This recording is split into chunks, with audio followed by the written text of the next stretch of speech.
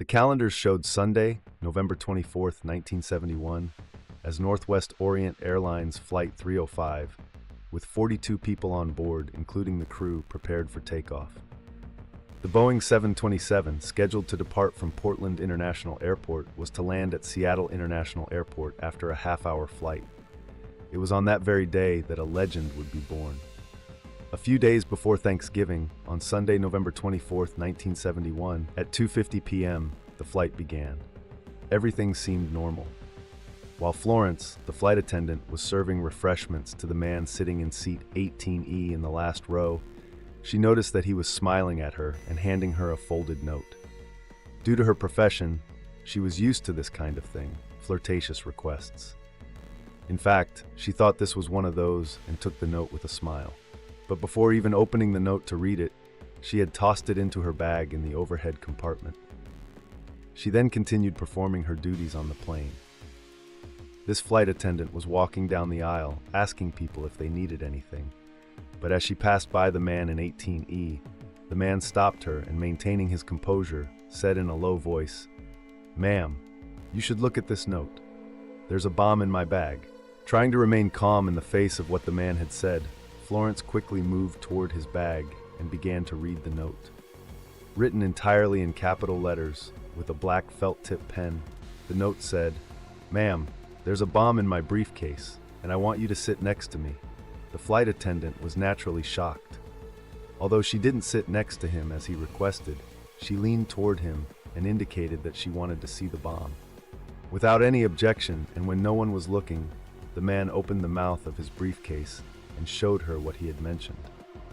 4 cylinders arranged in 2 rows, resembling dynamite, and a battery were connected to each other with wire. Florence was now convinced that the man's words were not a game, but she had to remain calm. The man, who found the stewardess's astonishment quite normal, began to explain his demands to the woman in front of him in a calm and composed tone of voice. Upon landing, he would accept only US dollars, without bargaining, and would deliver everything in a single bag by 5 p.m. He would accept only US dollars, no bargaining, in a single bag containing 2 pairs of parachutes with $200,000 in cash, along with 2 pairs of parachutes, for a total of 4 parachutes, and that passengers other than the crew should not be informed of this incident. Yes, this was exactly what the man wanted. The flight attendant, trembling as she took notes, asked the man for permission to go to the cockpit to inform the pilots of the situation. The man, however, sat the flight attendant named Mockel next to him and sent her to the cockpit to convey his demands to Florence. Meanwhile, some passengers began to suspect something was amiss and tried to make sense of the situation, but no one yet understood what was happening. The flight attendant was in constant communication with her colleague heading to the cockpit and the pilots via the cabin phone. The man's demands kept coming, and these requests were relayed to the pilots in real time. Regardless of how empty the fuel tank was when the already short flight ended, the pilots had to immediately request refueling. Furthermore, even if the plane landed, no one could disembark until the money and parachutes arrived. These simple demands, and of course the news of the hijacked plane, were relayed to the pilots and then to the control tower. On the ground, the rush and decision-making processes had already begun. The plane, meanwhile, had begun to turn back with an announcement that it would make a circling approach to the airport where it was supposed to land. By the way, don't think of the types we see in movies where the plane is hijacked with shouting and screaming. Still, no one outside the crew, no one else was aware of the situation. The man conveyed his demands in a polite and calm tone, almost as if he were having a conversation. In the afternoon, he arrived at Portland Airport. He was a man in his 40s, wearing a black suit and white shirt, with a briefcase in his hand, a tie, and sunglasses. He had purchased a one-way ticket to Seattle. He had purchased a one-way ticket in cash and had written Dan Cooper in the name section himself. He sat in the back row of the plane, ordered a drink, and while smoking his cigarette, politely hijacked the plane and made his demands. The approximately half-hour flight, accompanied by grumbling passengers, lasted nearly 3 hours and ended with the landing at around 5:46 p.m. His instructions, The passengers were not told anything, but the crew complied with his demands, taking 10,020 bills, totaling $200,000, from the San Francisco Federal Reserve Bank, recording the serial number of each one. They also retrieved sturdy parachutes, thinking the hijacker might take a hostage with him, and handed them to the flight attendant. When the flight attendant brought Cooper's requests back to the plane and showed that nothing was missing, it was time to release the passengers. When he allowed 2 more flight attendants from the passengers and crew to disembark, only 2 pilots, 2 flight attendants, and himself remained on the plane. The disembarkation of these 2 flight attendants was also strange, actually, because according to the statements, the 2 flight attendants who disembarked asked, "Can we disembark too?" And the man kindly replied, "Of course, that's the end of the story," and they disembarked. Afterwards, the 4-person crew and Den limped along as best they could and completed, "Can we get off too?" And the man kindly replied, "Of course, that's the story," and they got off. After that, the 4-person crew and Den limped along but managed to complete the fuel transfer as much as possible. Then, at his request, and according to the statements given, he even asked for the plane to be lifted off with a flippant remark like, "That's enough, let the show begin." He definitely seemed in control of everything, telling the pilots in the cockpit where the plane should go and how it should fly, communicating this to the pilots in the cockpit via McDowell. He wanted to fly to Mexico City on the southeast route at the minimum possible airspeed of 185 kilometers per hour, at a maximum altitude of 3,000 meters, with the landing gear down, flaps at 15 degrees, and the rear door open. So all this information he provided definitely required expertise, but there was one thing Dan Cooper missed. This small plane couldn't fly to Mexico City without refueling again, given the problems encountered during refueling. Furthermore, it was impossible to take off with the rear door open. The captain, who relayed this information to Dan, had begun the takeoff in accordance with the agreement they had made. The rear door would be closed during takeoff and opened while in flight, and the plane would make another refueling stop at Reno Airport before arriving in Mexico City. At 7:36 p.m., 3 other planes had also taken the hijacked plane under distant air surveillance. Shortly after takeoff, Dan Cooper learned from the flight attendant how to open the rear door of the plane and sent her to the cockpit, warning her not to come back. The last thing flight attendant McDowell saw as she entered the cockpit was Den tearing one of the parachutes, filling it with money, and trying to tie it around his waist. This was Dan Cooper's last sighting, and after about 3 hours, the 4-crew Flight 305 landed safely at Reno Airport with its rear door open.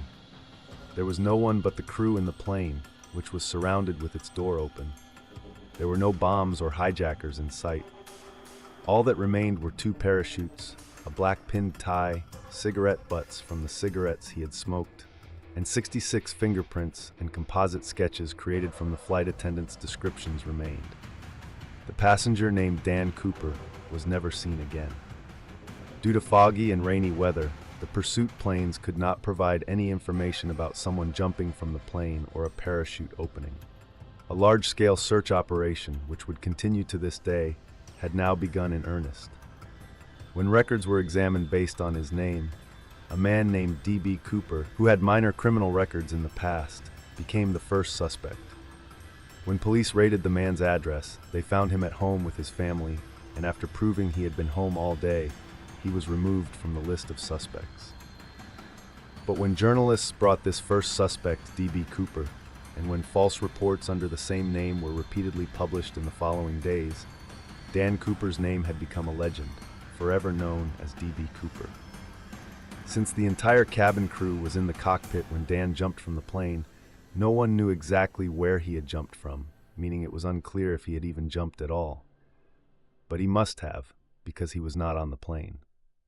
To evaluate all possibilities, Nidus 5 flights were conducted on the same route with the same plane, but even the slightest difference in weather conditions could easily change the location where someone jumping from 3,000 meters with a parachute would land. Moreover, when Dan's jump, the wind was quite strong and it was raining. The terrain was quite challenging and parts of it were snowy. After the incident, teams consisting of FBI agents, with the help of civilian volunteers, conducted a comprehensive ground search for 18 days in Clark and Covell counties, which were on the plane's route. Naturally, I had no news, so eyes turned to the serial numbers on the bills. After this mysterious escape, the FBI had reported the lists of serial numbers on the bills to financial institutions, casinos, other businesses that routinely handle large cash transactions, and law enforcement agencies worldwide. This way, they would be immediately notified of any potentially large expenditure and might have a chance to catch Dan. However, as time passed, neither the money nor Dan Cooper was found. The evidence gathered still yielded no results, and while the search continued, tools made of stone and wood used by a person were found in one of the forests where the search was conducted. But these findings did not bring them any closer to a conclusion. The difficulty of the situation was such that a $2,000 reward was even offered to anyone who reported the use of money with these serial numbers. The FBI had never before asked the public for such extensive help. The man had literally vanished into thin air until news came approximately 10 years later. In 1980, 8-year-old Brian Ingram went on a hike with his family to a beach known as Tina Bar, approximately 14 kilometers downstream from Vancouver, Washington, on the Columbia River. Approximately 14 kilometers downstream from Vancouver, Washington. However, when the child and his family dug into the sandy riverbank to build a campfire, they discovered 3 packages of moldy money worth approximately $5,800 among the sand and turned them over to the police. And yes, when the serial numbers of the bills were identified, it was found that they contained those serial numbers. But I have some bad news for you, detectives listening to me. I have some bad news. To this day, many theories and approaches have been put forward, but let me tell you, even if a suspect were to emerge, nothing else on earth would be found about this man named Dan Cooper other than these bills. But there was one very important detail. Experiments conducted on the rubber bands used to bundle the bills showed that these bills must have arrived there within a year. Because the tires used as samples could only last a maximum of 1 year in these weather conditions before turning to dust, but the one found in the coin was relatively intact, indicating that the coin had been buried there within a maximum of 1 year, not on the day Dan fell into it. But he couldn't determine whether it was Dan or someone else who did it. He searched the area for months, but no evidence was found. Dan Cooper had been missing for exactly 10 years. When Dan jumped from the plane, due to weather conditions, he had no visibility of where he was, so he made a blind, estimated jump. Additionally, the weather conditions were so bad that even if he had a plan to land in a specific place or meet someone, it would have been impossible for him to do so when he jumped. No matter how skilled he was, forget about hitting the target. Under those conditions, he couldn't even get close to it. The FBI thought he had died in the escape, but as I said, there was no evidence or witnesses. From his plans and the information he provided, it was clear he was a competent individual.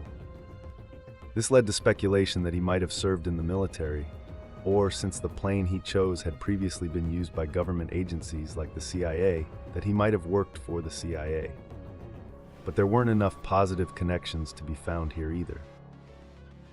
When the flight attendant asked him why he was hijacking the plane while they were sitting next to each other, he gave an evasive answer, saying, "Your company's plane was in the right place at the right time. That's all." But of course, this answer was not satisfactory. He was prepared, and it was clear that he had specifically chosen this flight. In fact, one of the biggest indicators of this preparation was that he left no evidence behind beyond his capabilities. He had written his name on the plane ticket in his own handwriting. Yes, but by even taking back the note he gave the flight attendant, he showed how alert he was. He didn't even leave that note because he thought conclusions could be drawn from his handwriting. And his DNA could never be accessed because, for some reason, the cigarette butts that were collected disappeared at the police station that received them, which was the only and biggest record of his DNA. Only and most significant record. But it was also clear that some things weren't going right for Dan.